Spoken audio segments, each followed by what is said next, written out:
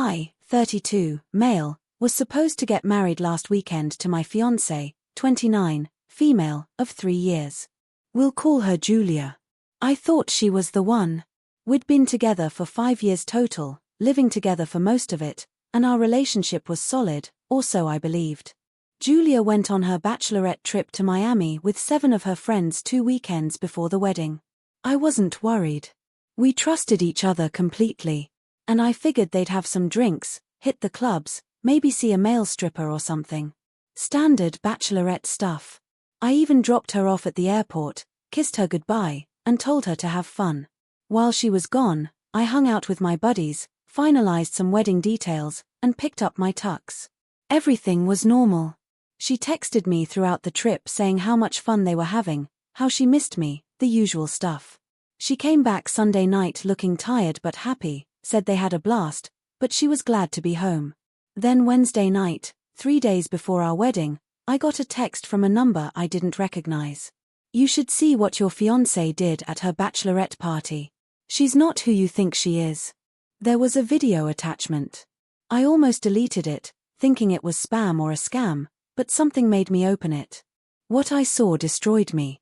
It was Julia with 2 guys in what looked like a hotel room. They were both doing things to her. She wasn't drunk or incoherent. She was fully participating and encouraging them. At one point, she looked at the camera, smiled, and said, "What happens in Miami stays in Miami, right?" Then she laughed. I watched the entire thing. 3 minutes and 42 seconds that ended my relationship and the future I had planned. I felt physically sick. I didn't confront her immediately. I needed to think. I spent the night in our spare bedroom claiming I didn't feel well. The next morning, while she was at her final dress fitting, I called my best man, Tony, and showed him the video. He was as shocked as I was. I needed someone else to confirm what I was seeing was real. "What are you going to do?" he asked. "I'm not getting married," I said. I spent Thursday packing essential stuff while she was out with her mom. I wrote her a note that simply said, "I know what happened in Miami. The wedding is off." I left my key and her engagement ring on top of it. I moved into Tony's place temporarily and turned off my phone. I couldn't deal with the inevitable shit storm. When I turned it back on Saturday morning, what would have been our wedding day, I had 47 missed calls and over 60 texts from Julia, her family, and some of our mutual friends. The texts from Julia went from confused, "Where are you?" to panicked, "Please call me," to admitting everything. I made a terrible mistake. "Please let me explain," to angry, "You couldn't even face me," to begging, "I'll do anything to fix this." Her parents called too. First angry that I abandoned their daughter, then confused when they found out why. Apparently, Julia finally told them when they couldn't reach me. I sent a mass text to our invited guests, "Due to unforeseen circumstances, the wedding has been cancelled. I apologize for the inconvenience." Then I sent one to Julia, "There's nothing to discuss. It's over. It's been a week now. I've gotten an apartment and started the process of separating our lives. I've blocked Julia on everything, but she keeps finding ways to contact me. She said it was a stupid drunk mistake and that it didn't mean anything, that she was caught up in the moment in peer pressure from her friends. But I saw the video. She wasn't that drunk. She knew exactly what she was doing. Her cousin, who wasn't at the bachelorette, reached out to me yesterday. She said Julia is a wreck, has barely eaten, and cries constantly. She begged me to at least talk to her. I said, no, maybe I should have confronted her directly instead of leaving, but I couldn't bear to look at her knowing what she did. The thought of standing at that altar, saying vows about fidelity and trust when she had already broken them, I just couldn't do it. I know some people think I was harsh just leaving like that, but how do you come back from something like this? How could I ever trust her again? The woman I loved betrayed me in the worst way possible right before our wedding. The pain and humiliation are overwhelming. I'm not sure what happens next. I'm just taking it day by day, but there's no going back. Thanks for all the support and advice on my last post. It's helped more than you know. A lot has happened since then.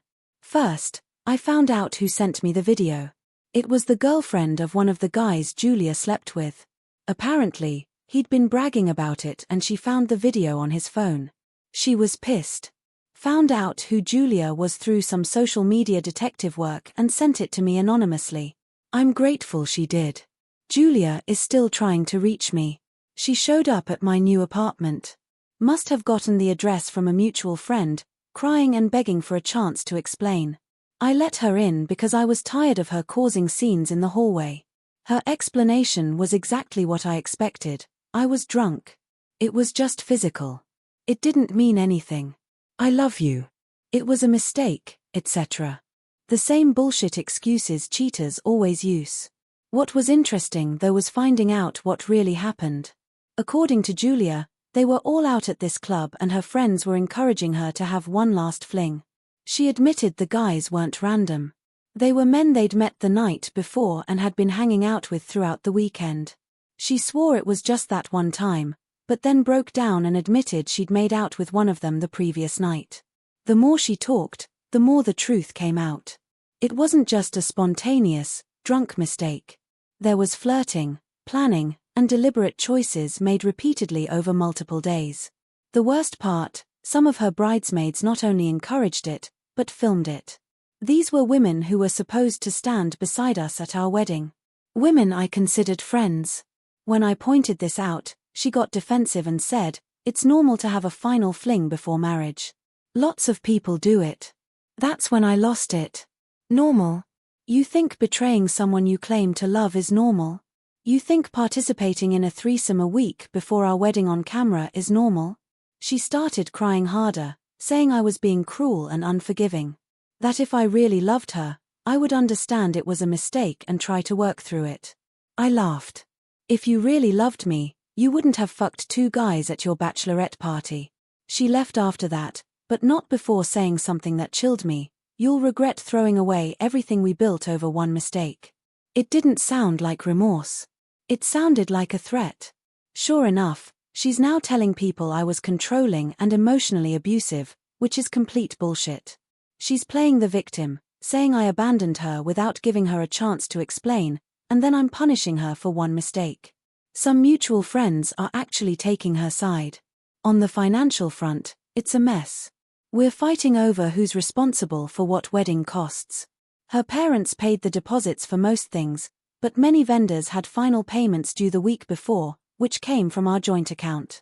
She's demanding I pay her back my half since I'm the one who cancelled. I refused.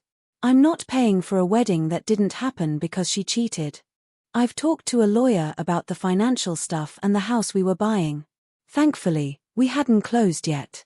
We were supposed to sign papers after the honeymoon. The lawyer thinks I'm in the clear since we weren't married yet, but it's still a headache. One positive, I found out who my real friends are. Tony and a few others have had my back 100%.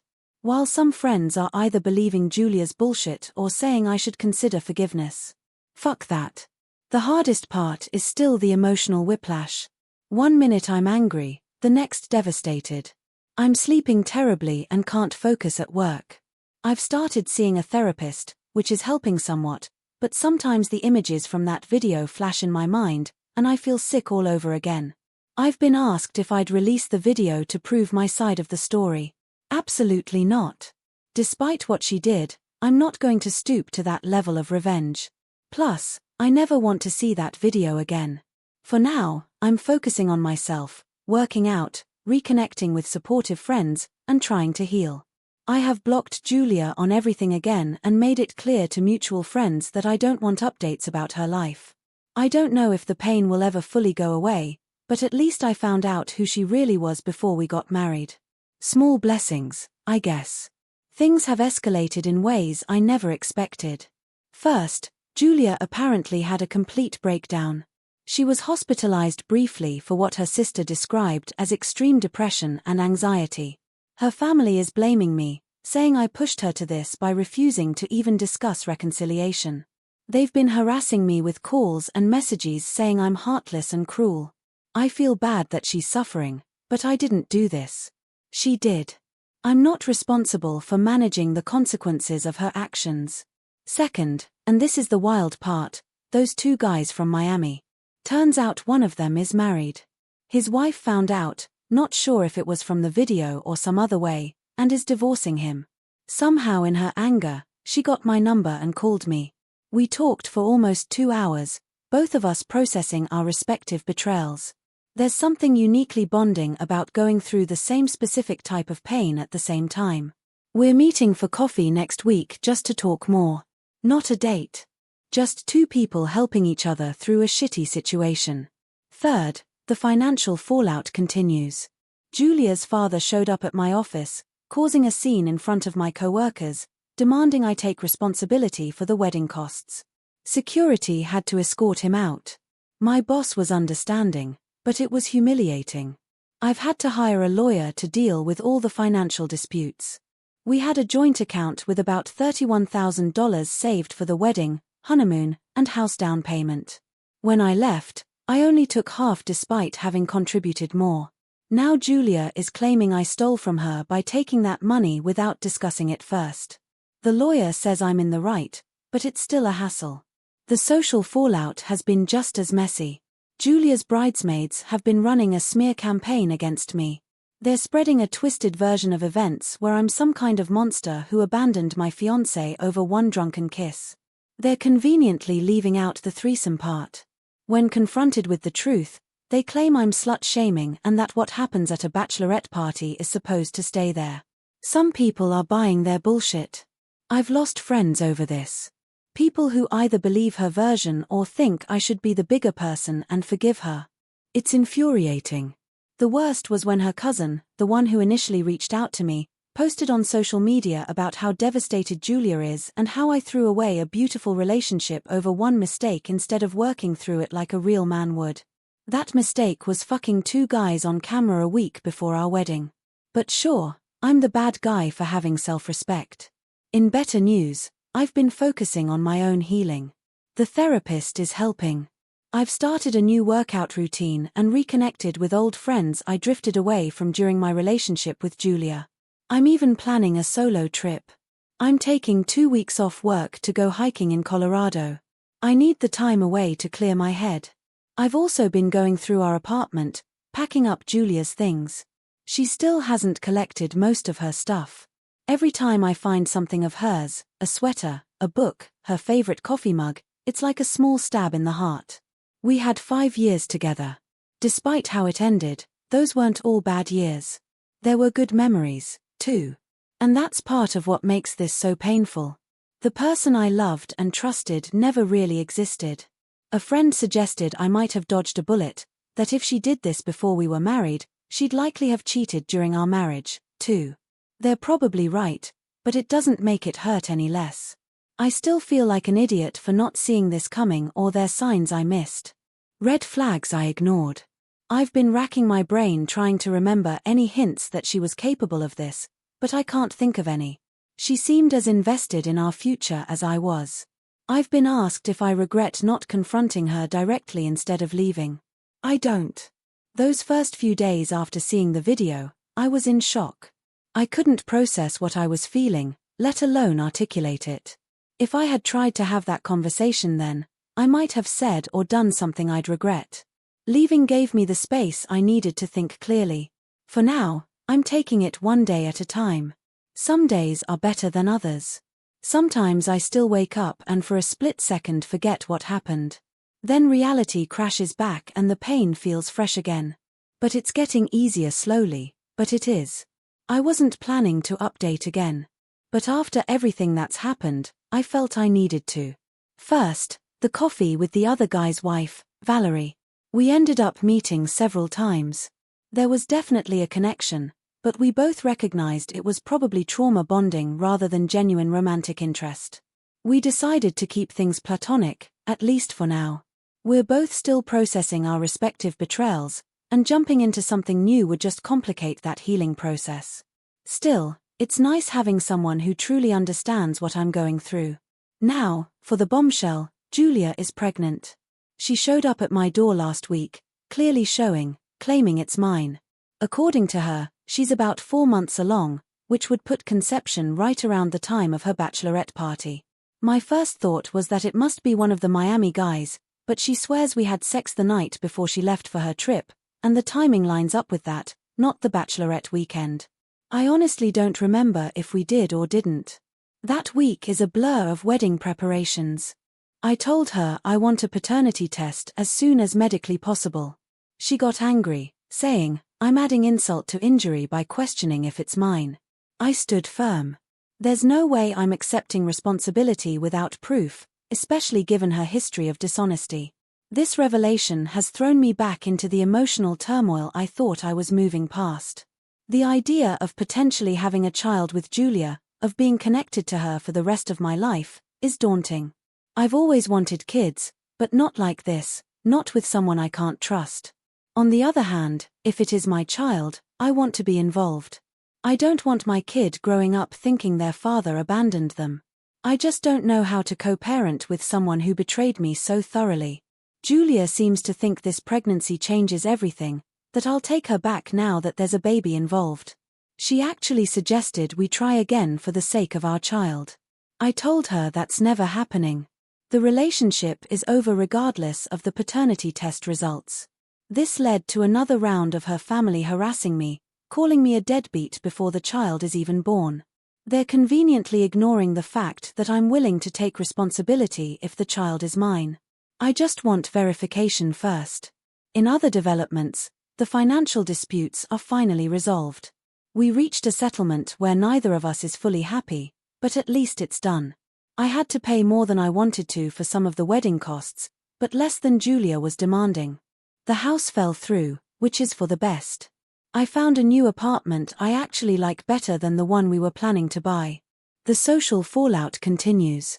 Julia's bridesmaids are still spreading their version of events, but fewer people seem to be buying it now. The truth has a way of coming out. Some mutual friends who initially sided with her have reached out to apologize after hearing the full story from others who were at the bachelorette party. Apparently, not everyone there approved of what happened, and they're finally speaking up. One of the bridesmaids, Lexi, actually called me to apologize. She admitted she was the one who filmed the video and said she regrets her role in encouraging Julia. According to Lexi, there was a lot of cocaine involved that weekend, which Julia never mentioned, and things got out of control. Not that it excuses anything, but it adds another layer to the story. Lexi also confirmed my suspicion that this wasn't Julia's first time cheating. Apparently, there was an incident about 2 years ago with a coworker that Julia's friends helped cover up. This was devastating to learn, but also validating. I'd been questioning my decision to end things so definitively, wondering if I'd overreacted to one mistake. Knowing it was a pattern rather than an isolated incident reaffirmed that I made the right choice. As for me, I'm doing better. The therapy is working. The solo trip to Colorado was exactly what I needed. Time in nature, away from all the drama, to reconnect with myself. I've been throwing myself into work and hobbies. I've even started dating casually, though nothing serious yet. It's too soon for that. The hardest part now is the uncertainty about the pregnancy. If the baby is mine, my life is about to change dramatically. If it's not, I'll be relieved, but also feel terrible for the child who will grow up with this mess. Either way, it's a complicated situation. For now, I'm preparing for the paternity test and trying to stay focused on my own healing. The paternity test results came back. The baby isn't mine. I can't say I'm surprised, but there was a mix of emotions when I found out. Relief primarily, but also a strange sense of loss for a future that was never going to be mine. Part of me had started preparing mentally for fatherhood despite my reservations about co-parenting with Julia. Julia's reaction was extreme. She broke down completely when the results were revealed. Through her tears, she admitted she'd been hoping the baby was mine because she thought it might bring us back together. She also confessed she'd suspected it might be one of the Miami guys, but had convinced herself it was mine because the alternative was too painful to consider. I almost felt sorry for her in that moment. Almost. Then I remembered the months of lies, manipulation, and harassment from her and her family. How they'd tried to guilt and shame me into taking responsibility for a child that wasn't mine. How they'd called me a deadbeat and a coward. When I confronted her about Lexi's revelation regarding the previous cheating incident, Julia initially denied it, then broke down and admitted it was true. There had been a one-night stand with a coworker after a company party 2 years ago. She swore it was a drunken mistake and that it didn't count because it was just physical. She never told me because she didn't want to hurt me over something that meant nothing. I asked her if there were others. More hesitation, then another admission.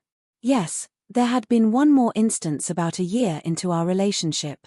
Another mistake she'd kept from me.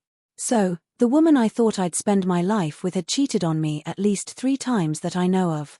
Who knows how many more instances there might have been that even her friends don't know about. The irony is if she had come clean about those earlier incidents when they happened, maybe we could have worked through it.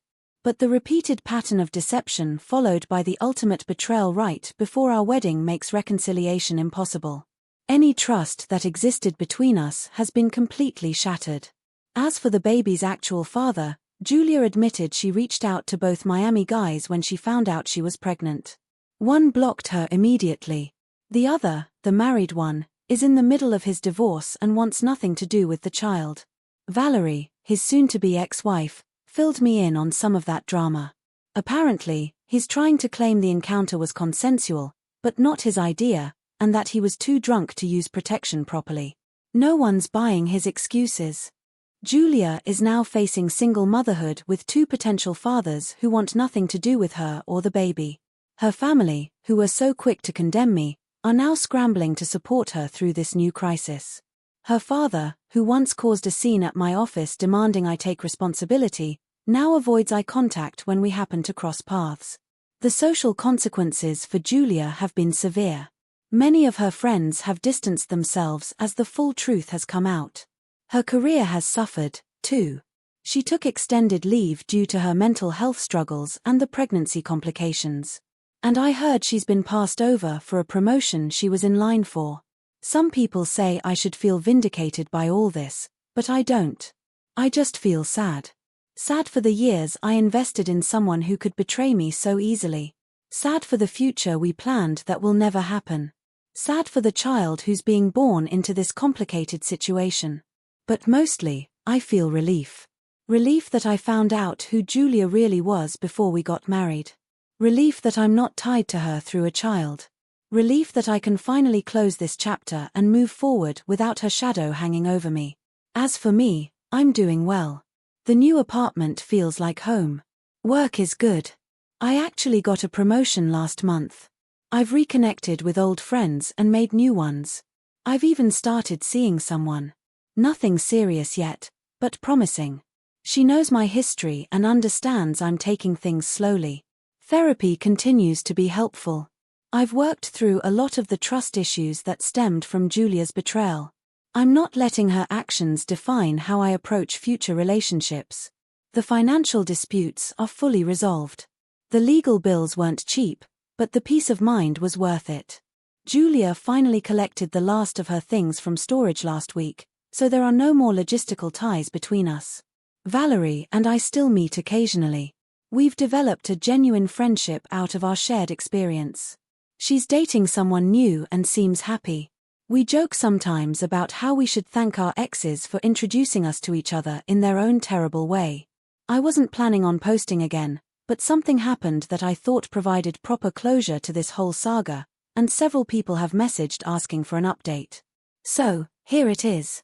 Life has been good. Great, actually. The promotion I mentioned in my last update came with a significant raise. I've used some of that money to travel, something I always wanted to do more of, but never prioritized when I was with Julia. I've been to Japan, Portugal, and spent a month working remotely from Argentina. The experiences have been incredible and healing in ways I didn't expect. The woman I mentioned dating before, her name is Melissa. Things got serious quickly, which wasn't my plan, but sometimes life doesn't follow plans, as I've clearly learned. She's everything Julia wasn't: honest, direct, supportive without being enabling. We've been together for 8 months now, and I've never felt more secure in a relationship. She knows my whole story and has been patient with the trust issues I'm still working through. As for Julia, I'd managed to avoid any direct contact with her for months. I'd hear occasional updates through mutual friends despite asking them not to tell me, but that was it. I knew she had the baby, a boy, and was struggling with single motherhood. Her parents were helping a lot. Apparently, one of the Miami guys eventually agreed to a paternity test and was confirmed as the father, but is still refusing any involvement beyond minimum court-ordered child support. I thought our paths would never cross again. Then last week, I ran into her at a coffee shop downtown. I almost didn't recognize her at first. She looked completely different, thinner, tired, her hair cut short. The confident, vibrant woman I had once loved was gone, replaced by someone who seemed beaten down by life. She was alone, no baby with her. She spotted me before I could leave. And for a moment, we just stared at each other. Then she asked if we could talk. Against my better judgment, I agreed to sit with her for a few minutes. She looked me straight in the eye and said, "I'm sorry. Not just for what I did, but for how I handled everything after. You deserved better. I was selfish and stupid, and I destroyed the best thing in my life." It wasn't the apology I expected, but it felt genuine. She didn't try to justify her actions or blame alcohol or her friends. She just took responsibility. She told me about her life now, the struggles of single parenthood, the judgment she still faces from people who know what happened, the loss of friends and respect. Her parents are selling their house to move closer and help with the baby. Her career is back on track, but barely. She's in therapy, too, trying to understand why she sabotaged her own happiness. "The worst part," she said, "is knowing that I hurt someone who truly loved me. I don't expect your forgiveness, but I need you to know I regret what I did every single day." I didn't say much in response. What could I say? The anger I once felt had faded long ago, replaced by indifference and a vague sadness for what might have been.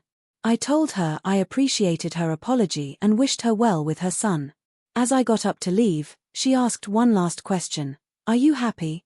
I thought about Melissa, about my job, my travels, my friends, the life I've built in the aftermath of destruction. "Yes," I said. "I am." She nodded and gave me a sad smile. "Good.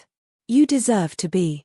That 5-minute conversation gave me more closure than all the therapy sessions combined. It wasn't that I needed her apology. I'd moved on long before receiving it. But there was something powerful about seeing her acknowledge the reality of what she'd done and its consequences. Walking away from that coffee shop, I felt the last lingering weight lift from my shoulders. There's no anger anymore, no resentment, not even pity, just a calm acceptance that sometimes people make choices that irrevocably change the course of their lives. And all we can do is adapt and move forward. 2 nights ago, sitting on a balcony watching the sunset with Melissa, I realized something. I'm grateful for what happened. Not because Julia deserved the fallout or because I take pleasure in her struggles, but because that painful episode freed me to find genuine happiness. In trying to destroy me, she inadvertently set me free. So that's it. The final chapter in a story I never expected to be part of. For those who followed along and offered support, thank you. For those going through something similar, it gets better. The pain doesn't disappear completely, but it fades. Life goes on, and sometimes the worst betrayals lead to unexpected new beginnings. Thank you so much for watching until the end. If you really like our videos, please don't forget to like, share, and subscribe. Have a great day.